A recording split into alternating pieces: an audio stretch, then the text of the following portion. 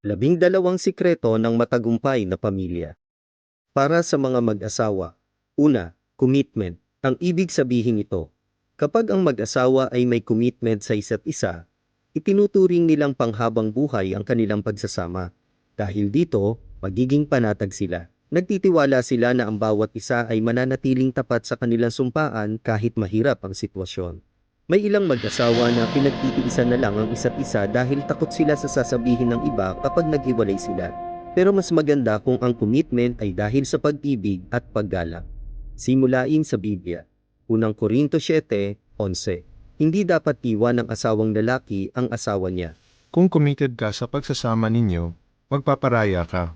Magiging madali sa iyo ang magpatawad at humingi ng tawad. At kahit may mga problema, hindi mo hayaang mauwi ito sa paghihiwalay. Maika. Kung bakit ito mahalaga. Kapag nagkaproblema, baka isipin ng mga mag-asawang walang commitment.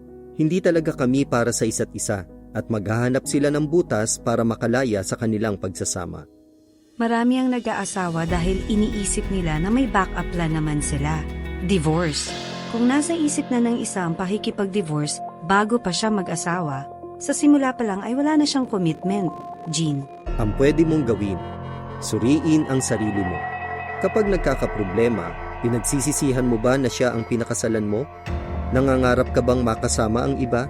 Nasasabi mo ba ang gaya ng, iiwan na kita o maghahanap ako ng ibang magmamahal sa akin?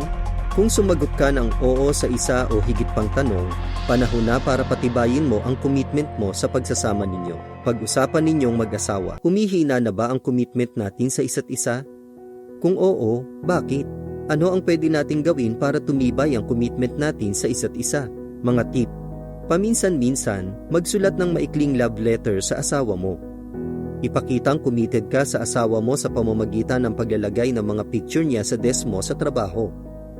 Tawagan siya araw-araw kapag nasa trabaho ka o kapag magkalayo kayo. Simulain sa Biblia, Mateo 19:6. Ang pinagsama ng Diyos ay huwag paghiwalayin ng sinumang tao.